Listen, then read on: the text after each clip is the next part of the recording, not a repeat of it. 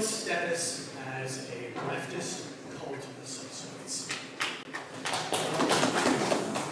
Let's take a look at the top employers of new Yale grads, not counting Yale summer jobs. It's not the ACLU. It's not Open Society Foundations. It's McKinsey, BCG, and Baker. Up the street, we have Yale Law School, better known as Juilliard for supervillains. Of the worst beatnik this century. Sorry, Mr. Teal. And this bit, we've had a battalion of crypto-fascists. Some not so crypto. Everything and any idea of progress. What I'm trying to say is that if the left is stifling the right, they're not doing a very good job.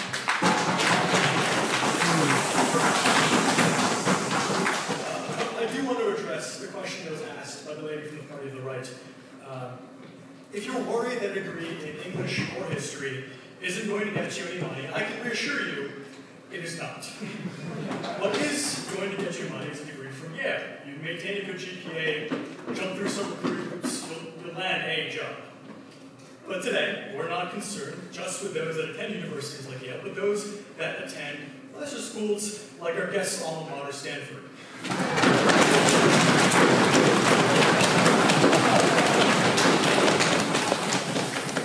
I do think college can provide a low return on investment. I do think tuition is exorbitantly high. The American higher education system needs reform. I'm not going to pretend to disagree with the guests in that regard. And I don't think the negative of this resolution needs to. What I want to grapple with is the implication of the guest's speech, not what the guest explicitly said. He's very clear about that.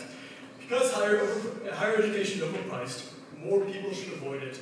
What should they do instead? Let's put aside the economics for a second and ask ourselves how we got here in the first place. What is college meant to be? It's not always job-specific skills. One of the most popular courses at Yale is the criminal mind. And while there's some loose application possible for these courses in your future careers as management consultants, you can identify which of your co-workers is a sociopath.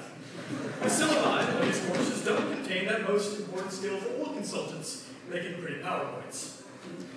The majority of your Yale education, especially for those interested in humanities, will include the study of texts you'll never again encounter in your adult lives. For those of you lost souls in directed studies, I'm sorry to say you're never going to run into a TikTok interviewer asking you about Plato's Republic. But the key is, and you've heard this before in the Yale brochures, it's not the information that's valuable, it's the practice of obtaining it. As Ted Chiang recently wrote, in the same way that lifting weights is useful no matter what sport an athlete plays, writing essays develops skills necessary for whatever job a college student will eventually get. We can all easily look up any fact on our own. That's why we practice interpreting that data, because we know we're going to run into something new that's just as opaque as Plato's Republic, and we need to remember how we approach that problem to solve this one. A flexible liberal arts education remains the most reliable way to navigate a changing world. Now back to the costs. College costs too much. According to the National Education Association, 32 states spent less on public colleges in 2020 than in 2008, with an average decline of nearly 1,500 per student. This, combined with administrative load, is consistently raising the price of college for students. But the solution to the higher education bubble is not to decide that we should focus on what can only reap economic benefits in the short term, but to understand that higher education is a long-term investment, something that creates better members of a whole.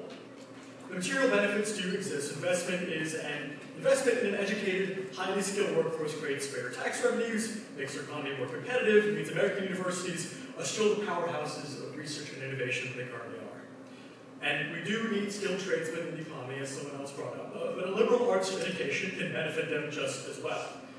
To us, perhaps the thought of somebody with a Yale degree going out to be an electrician is a little strange. That's not because they couldn't benefit from it, it's because we have a stigma around blue-collar jobs, and we pay too much tuition to not pursue jobs with much higher returns. Electricians deserve to understand the Constitution just as much as any management consultant.